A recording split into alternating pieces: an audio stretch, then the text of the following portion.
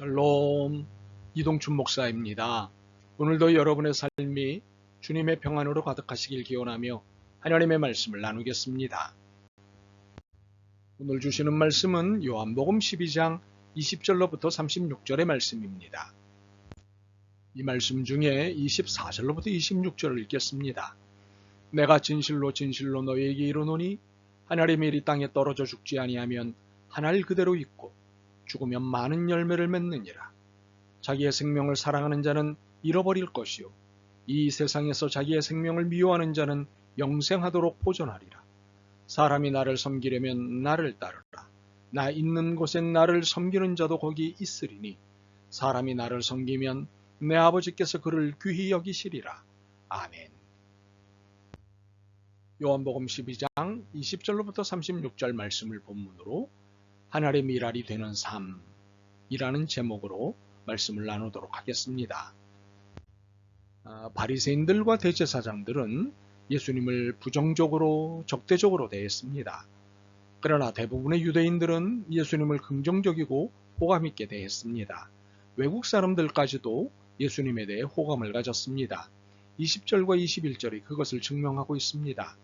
명절에 예배하러 올라온 사람 중에 헬라인 몇이 있는데 그들이 갈릴리 벳세다 사람 빌립에게 가서 청하여 이르되 선생이여 우리가 예수를 배우고자 하나이다 하니. 헬라인은 오늘의 그리스 사람입니다. 이스라엘에게는 외국 사람이죠. 이 외국인들이 예수님을 찾아왔습니다. 이들은 예수님에 대한 소문을 듣고는 예수님을 뵙고 싶었습니다. 그런데 헬라인들이 뵙고자 한다는 말을 들으신 예수님은 사뭇 연관없는 이야기를 하셨습니다. 23절입니다.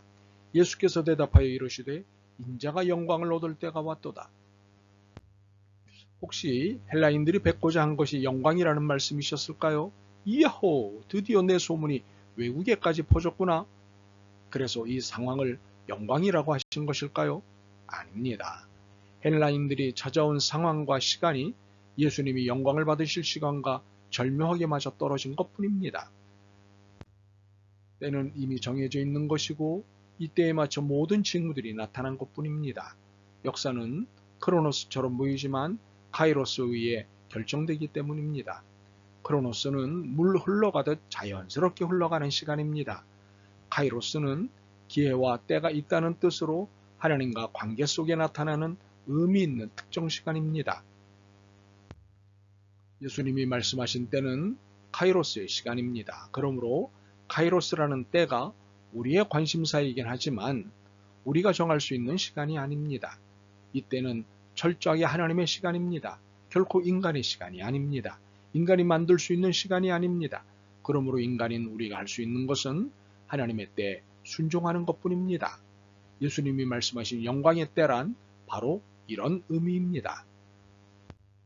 그런데 예수님이 받으신다는 영광의 의미는 24절 이하를 읽을수록 전반적인 의미와는 다릅니다. 우선 24절과 25절을 읽겠습니다. 내가 진실로 진실로 너희에게 이르노니 한 알의 밀이 땅에 떨어져 죽지 아니하면 한 알 그대로 있고 죽으면 많은 열매를 맺느니라. 자기의 생명을 사랑하는 자는 잃어버릴 것이요 이 세상에서 자기의 생명을 미워하는 자는 영생하도록 보존하리라. 24절과 25절의 핵심은 죽어야 한다는 것이고 자기의 생명을 미워해야 한다는 것입니다. 그렇게 예수님이 영광을 받으신다는 것은 죽어야 한다는 것과 자기 생명을 미워해야 한다는 것과 연관이 된다는 사실을 27절과 28절이 설명하고 있습니다. 말씀하고 있습니다. 이렇게 영광은 죽음입니다. 영광은 높임을 받는다는 것인데 아이러니하게도 예수님의 영광은 죽음을 통해 받게 되는 것입니다. 자기를 부인하고 자기를 희생함으로 영광을 받는다는 것입니다. 그러니 영광을 받는 것이 얼마나 힘든 일이겠습니까? 이것이 얼마나 힘든 일이면 지금 내 마음이 괴로우니 무슨 말을 하리요? 라고 말씀하셨겠습니까? 그런데 여기에 아이러니가 하나 더 있습니다. 26절입니다. 사람이 나를 섬기려면 나를 따르라. 나 있는 곳에 나를 섬기는 자도 거기 있으리니 사람이 나를 섬기면 내 아버지께서 그를 귀히 여기시리라. 예수님을 섬기고 싶은 사람은 예수님의 행동과 삶을 따라야 한다고 말씀하신 것입니다. 이것은 예수님의 자기 희생과 죽음을 말씀하심입니다. 이것을 두고 아이러니라고 한 이유는 예수님이 자신의 희생적 죽음을 두고 고민하셨기 때문입니다. 예수님 스스로도 고민하신 이 희생적 죽음을 예수님을 믿고 섬기고자 하는 사람에게 요구하셨다는 것은 아이러니라고 볼 수밖에 없기 때문입니다. 참으로 너무도 어려운 요구를 하셨습니다. 죽어야 내 제자가 될 수 있다. 과연 가능한 일일까요? 29절부터 33절에서의 예수님의 말씀의 의미를 살펴보면 예수님은 대우주적 사명을 위해 자기 희생으로서의 죽음을 당하셔야 합니다. 이는 예수님의 신적 사명입니다. 누구도 대신할 수 없는 하나님이신 예수님의 사명입니다. 그렇기에 이 일은 우리의 사명이 아닙니다. 우리의 사명은 예수 그리스도를 믿고 따르는 것입니다. 예수님의 삶과 말씀을 그대로 실천해 옮기는 것입니다. 특별한 책무를 맡은 이들에게는 순교라는 것이 요청될 수 있습니다. 그렇다 해도 이것은 예수님과 똑같이 죽는 것이 아닙니다. 우리의 죽음의 의미는 예수님의 죽음의 태도와 정신을 전승하는 것입니다. 이러한 전승으로 하나님의 나라를 이루어가는 것입니다. 이것이 바로 하나님의 미랄이 되는 삶입니다. 그렇다면 우리는 어떤 삶을 살아야 할까요? 급진적인 역전의 역사관에 의해 실천적 삶을 살아야 합니다. 이는 현실을 고뇌하는 것으로 시작하는 삶입니다. 하나님의 뜻과는 반대 방향으로 가는 현실이기 때문입니다. 빛이 아닌 어둠으로 인류와 세상을 몰아가기 때문입니다. 이것을 예수님께서 무리의 질문에 대답하시는 것에서 알 수 있습니다. 35절과 36절입니다. 예수께서 이르시되 아직 잠시 동안 빛이 너희 중에 있으니 빛이 있을 동안에 다녀 어둠에 잡히지 않게 하라. 어둠에 다니는 자는 그 가는 곳을 알지 못하느니라. 너희에게 아직 빛이 있을 동안에 빛을 믿어라. 그리하면 빛의 아들이 되리라. 현실은 빛을 좋아하지 않습니다. 무엇보다 그리스도의 빛을 결코 좋아하지 않습니다.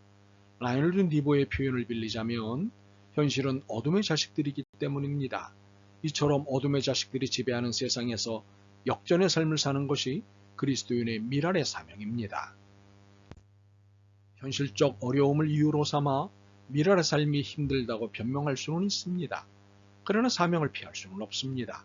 누가복음 6장 21절과 25절이 말씀하는 바입니다. 분명한 것은 현실에 대한 고뇌는 역사적 존재가 되는 길이며 십자가의 죽음, 미랄의 죽음을 껴안음으로써 새로운 시작이 가능히 된다는 사실입니다. 한 알의 밀이 땅에 떨어져 죽지 아니하면 한 알 그대로 있고 죽으면 많은 열매를 맺느니라. 이러한 미랄의 사명은 결코 쉽지 않습니다. 그럼에도 이 사명을 따라 살아주는 여러분이 되길 간절히 소망합니다. 아멘. 주님, 저희들의 무엇을 보시고 이 쉽지 않은 미랄의 사명을 맡기셨는지요? 궁금하지만 순종하겠습니다. 믿고 기뻐하겠습니다. 힘을 주옵소서. 예수 그리스도의 이름으로 기도드립니다. 아멘. 오늘도 여러분의 믿음과 삶을 응원합니다. 사랑합니다.